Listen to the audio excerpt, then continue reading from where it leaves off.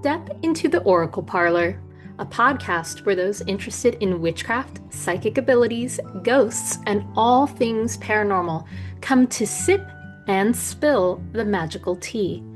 This parlor is a space to grow by maintaining our curiosity over fear when it comes to the spooky and the paranormal. I'm your host, Jenny, otherwise known as Fantasma Witch.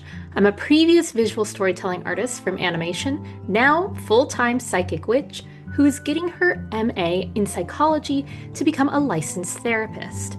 Every other episode, I will share my paranormal experiences, different witchy experiences on a variety of topics, while other episodes, I will be talking with witchy guests of all backgrounds, from writers to artists to well-known social media witches, so we can learn about their practices and how they grew into their personal power. So get cozy and grab your tea.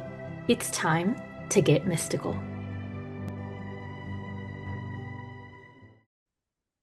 Hello, my mystical friends. Welcome back to the Oracle Parlor podcast. And today we are going back to talking about dreams, but this time we're going to be talking about visitations and communications in our dreams. So, as always, I have to start off with my usual disclaimer. The following is based off of my personal experiences and my current beliefs. I am not here to convince you that I have these experiences or to make you believe what I believe, but to simply share them with you. And my beliefs may change from when I record this episode, and that's completely normal. So, like always, I'm going to do my best to include any references in the episode descriptions for anybody who's interested. So, the other thing is, if you have your own story that you would like to share, whether it's paranormal, ghosty, dream, psychic, witchy, if you want to send that to me, maybe have a chance of having it read on the podcast, please, I would love to read your stories. You can email me at oracleparlorpod@gmail.com. So yeah, we're back to discussing dreams, and last time we talked about premonitions, but this time we're talking about communication. And when we're talking about communication, I'm not just talking about spirits of those who have passed. I mean, this could be with people who are still living, and we do all this through our dreamscape. Because, I have a belief that our dreams are definitely reflections of our subconscious mind, and that they help us to process our emotions, our memories. But sometimes, and this is what I believe, sometimes dreams are more than that. And it's funny because in my experience, with dream premonitions and dream journeying, which is another topic we'll talk about another time, but also dream communication, the dreams take on a different vibe. That's the best way to describe it. They take on a different quote unquote vibe compared to a normal or typical dream. And I have been paying attention to my dreams and journaling my dreams ever since I was a kid. I have always been fascinated with dreams. I've always been fascinated with diving into what dreams mean. And I still have a lot of my books on dream encyclopedias from when I was a kid because I was just so into it. And so, because I've had this experience of really paying attention to my dreams for a long period of time, I've started to pick up on these really subtle differences within my dreams of whether or not there's something more to the dream than just my subconscious mind trying to communicate with me. So this is absolutely something anyone can do. I really want to be clear, when it comes to dream work, anybody can do it. Even if you're the type of person that's like, well, I don't remember my dreams.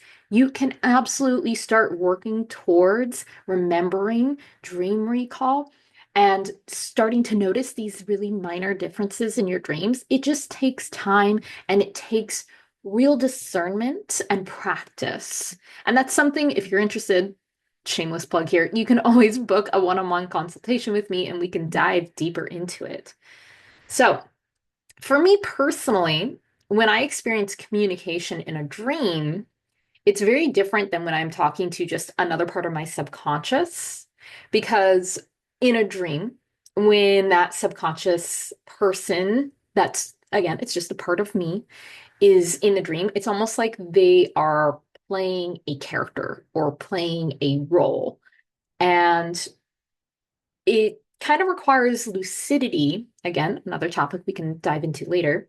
But to be lucid in a dream is to simply become aware that you're actively dreaming. It's your brain switches from I'm plugged into the subconscious only and I'm not consciously aware of this being a dream to, oh, I'm still in the subconscious, but now I am plugged in consciously as well. And so being able to tell the difference between the dream character, which is just a subconscious piece of you that's playing a role, versus this is somebody else that I'm communicating with, whether that person is in spirit or that person is visiting.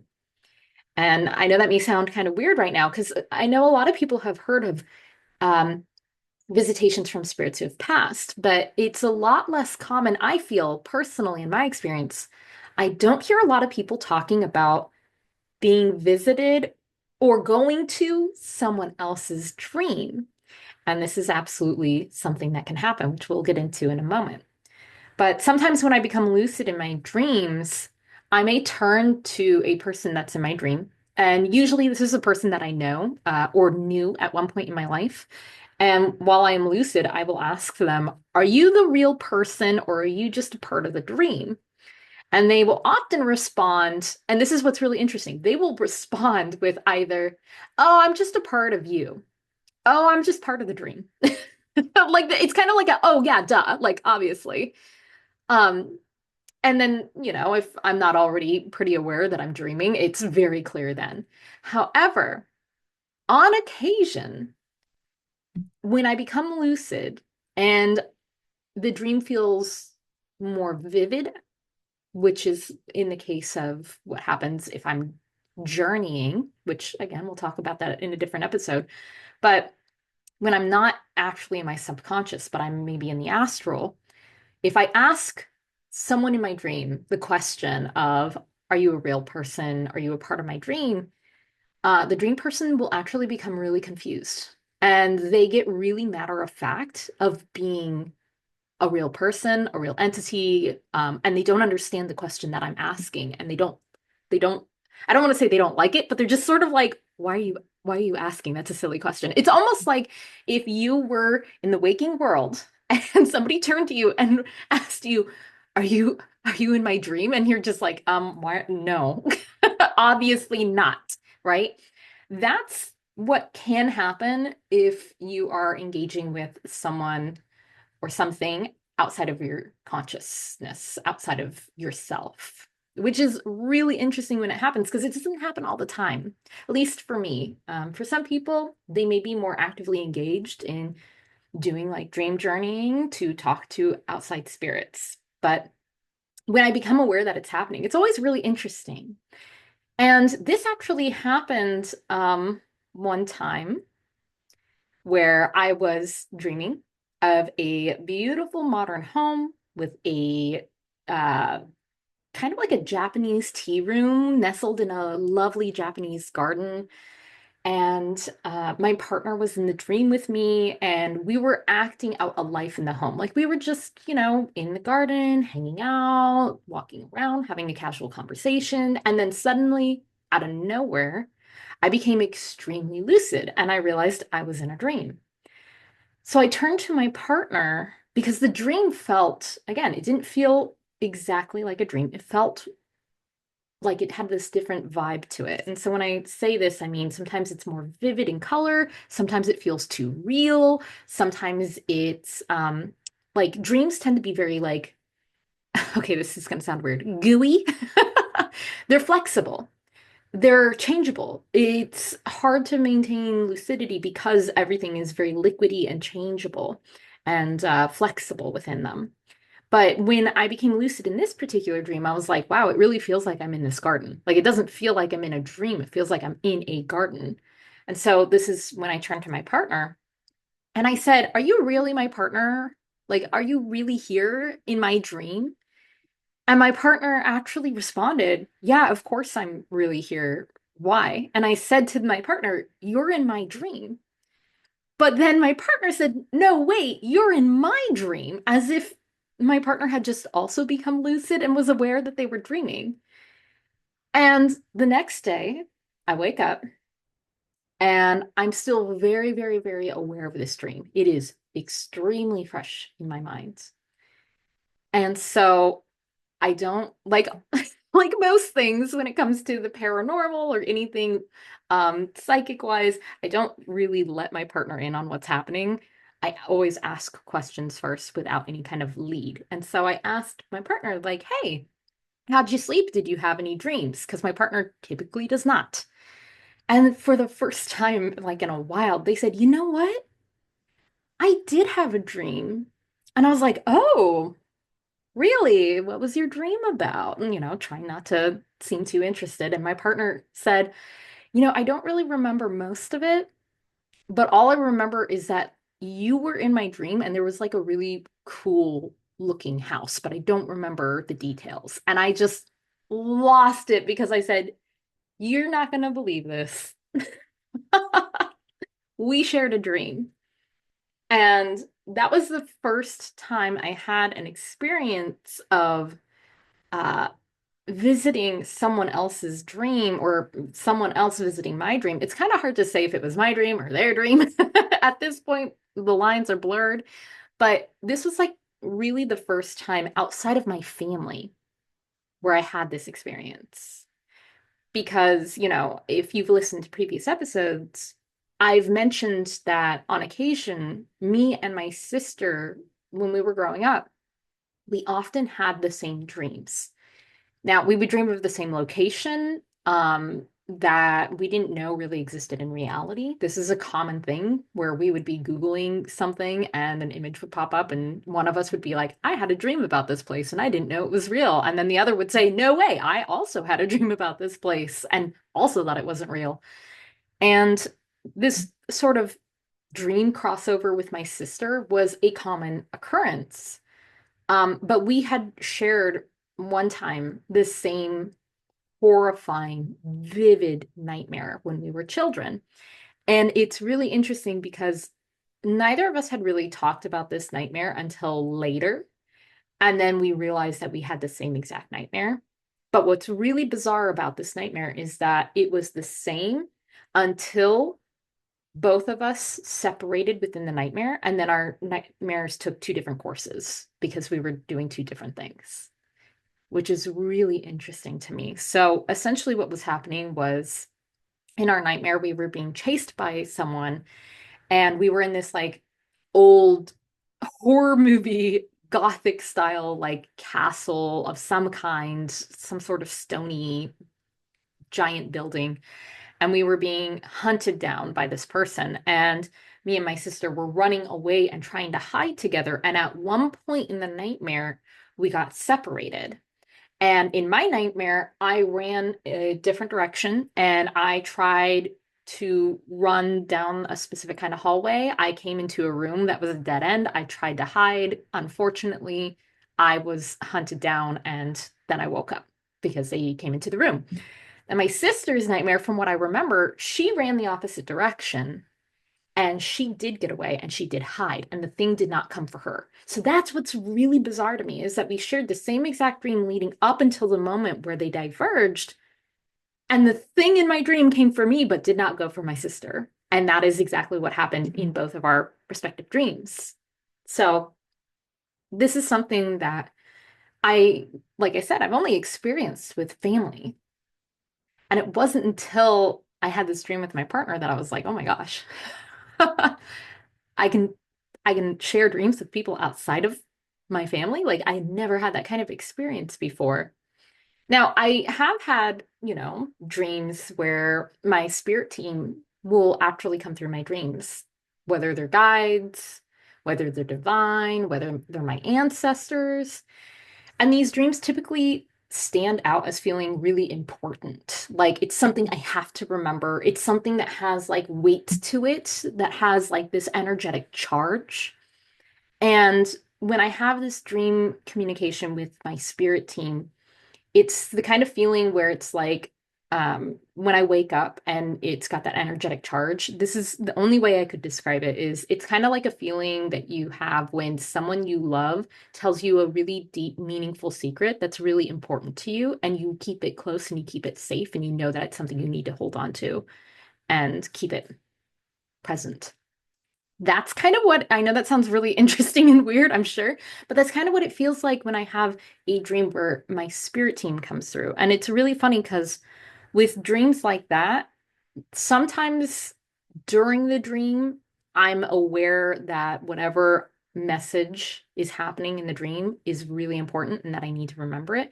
And sometimes I wake up not realizing until I'm dream journaling and I'm writing down what the dream meant that I'm like, whoa, this actually feels energetically charged. Like as I'm writing about it, the feelings that it brings out in me is like really intense. Like it's not like just writing like I had a dream where Star Trek TNG Picard was in a little sailor boy costume. That is a real dream I had. That is like stereotypical dream. So like I'll give you an example of a basic dream for me versus like my one of my spirit team guides literally came through and told me something very important. So let's use this Star Trek one as a reference. So one time I had a dream where it was like I was watching an episode of Star Trek TNG Next Generation, and Picard and the crew had a alien who they had on the ship who was dressed in old timey like Renaissance-y kind of clothes, and they only spoke old English, like Shakespearean English, and no one on the deck knew how to communicate with this alien who spoke ye old English. And Picard was like, "Don't worry, crew, I've got the solution." And he goes into the other room, and when he comes back, it is the actor's head, like on a child's body, and the outfit that they are wearing is a little blue lacy sailor boy outfit, and he's holding like a lollipop, and he's speaking in ye old English to this alien who speaks old English. That's a typical like that's just a really random dream. Uh, it's one of those things where I'm like, I don't even know what my subconscious was trying to tell me with that. I'm sure I could figure it out if I actually sat down and did some journaling on it. But honestly, it's just one of my favorite, like, really silly dreams to tell people now because it's so stereotypical dream, right? That's more of like the stereotypical dream where it's like, it doesn't make sense. It's really random. It's kind of all over the place. It's obviously I was watching TNG at the time, so it was on my brain. And so my brain was just projecting back at me, like, I don't know, here's a show that you've been watching. Try this. Versus, there was one time where I had a dream where one of my spirit teams came through, one of my guides came through to deliver a message. And in this dream, I was in a beat up car with someone that I was acquaintances with. I had gone on a really amazing, important trip with this person as part of like a group thing at one point in my life, and they were driving this old beat up car. And we were driving on this road that was literally in this vast open nothingness on the road. There was nothing on this road. It was just like a dirt path. And there was like a single tree on this path. And there was a puddle in the road. And I told them just to drive through it because I was like, well, it can't be that deep. And then when, of course, they try to drive through it and the car sinks to the bottom of this puddle like it's a small, like, pond. And we're completely submerged. And I'm panicking. But then suddenly, this person that I knew, this acquaintance that I knew in my dream, grabs me by the shoulders, turns me to look at them, and then they tell me something extremely important. Like, obviously, I'm not going to share the details of what exactly I said, but they told me something that was extremely important and extremely on point with things that were happening currently in my life. And they told it to me very seriously and very much in a way that it's like, this is important for you to know. Like when someone sits you down and is trying to tell you, like, here is what you need to do, don't forget it. And I woke up with this feeling still reverberating within me of I need to remember to do this thing. I need to remember to write this down. I need to remember. And it was really bizarrely accurate how much the words that they said to me were exactly what I needed for what I was going through. And so